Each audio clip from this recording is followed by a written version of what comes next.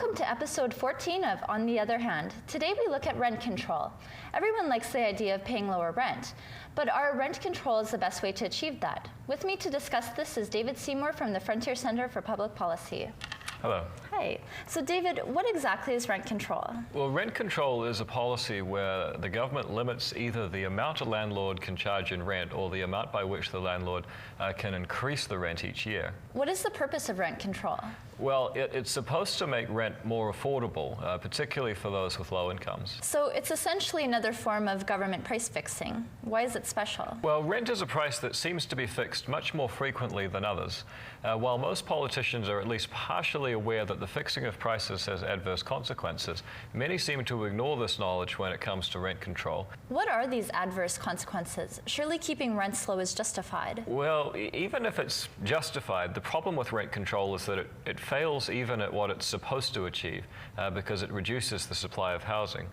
Before rent control, a landlord would have built or bought more houses when he thought there was demand for them, knowing, of course, that he's going to make little or no profit in a market with controlled rents.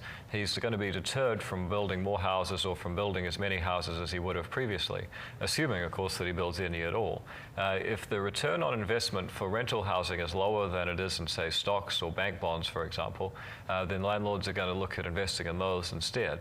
And this inevitably leads to a shortage of affordable housing, the opposite, of course, of what was actually intended. If we think about the price fixing episode for a moment, it takes so much longer to build houses than to bake bread. So surely rent control can be justified because it shelters tenants from rent gouging while new housing is being built. Well, that's true so far as it goes, but it creates two additional problems. First of all, how long should you wait before lifting the control? Given that rent control reduces the incentive to build more housing at all, there might never be enough new housing built so it can be lifted. But second, there are other more short-term effects of rent control too. Such as? Well, generally rising rents mean that people will move into smaller places or take on boarders if they have room, and that frees up space for others amongst existing housing.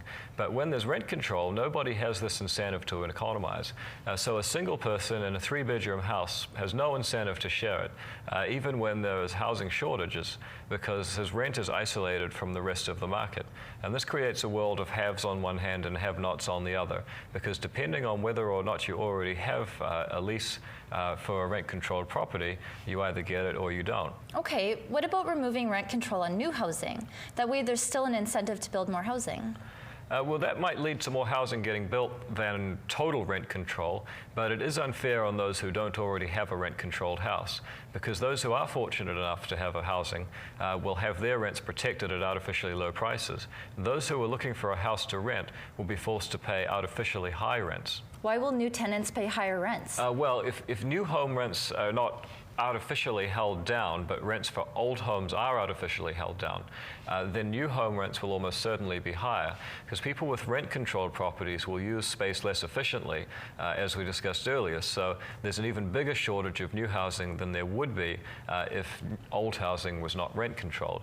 So, for example, in post-war France, rent for new housing was 10 or 20 times higher than it was in the rent-controlled areas. All this policy really does is shift the problem from one group of people to another. Even if rent control is such a catastrophe for those looking for housing, surely it has some merit in protecting those already in housing.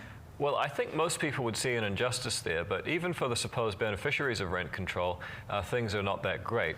Because while there will be short-term benefits for tenants in the form of artificially low rent, the long-term costs outweigh those benefits, because landlords are likely to cut back on maintenance of rent-controlled properties, knowing that they can't raise rents to cover the cost of improvements and maintenance. So faced with the long-term prospect of losing money, landlords have in the past even chosen to abandon the property completely, performing no maintenance whatsoever and ceasing to provide even basics like heat and electricity.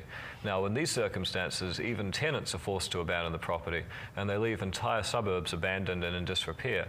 And the Swedish economist Assar Lindbeck once famously said, "In many cases, rent control appears to be the most efficient technique presently known to destroy a city, except for bombing."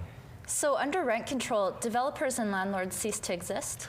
Well, at the extreme case, yes, but what usually happens is that they just stop building the type of housing that politicians want to protect.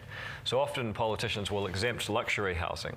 If an investor is able to make more profit on a large mansion or luxury apartment than on affordable housing, he will obviously be inclined to invest in the luxury market. Also, if an investor can make a profit by selling his houses and moving out of the rental market, then he will. Like all government price fixing efforts, rent control has the bittersweet irony that it harms precisely the people, low-income renters that is, that it was designed to protect in the first place. Thank you, David. Well, thank you. To summarize, rent control reduces the supply of housing, creating a shortage. Removing rent control on new housing pushes up the price of new housing and encourages wasteful use of space.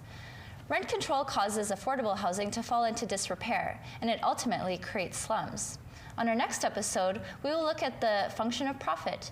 Should we put people before profit, or is profit something that people just have to make? Thanks for watching. I'm Jamie Stevenson for On the Other Hand.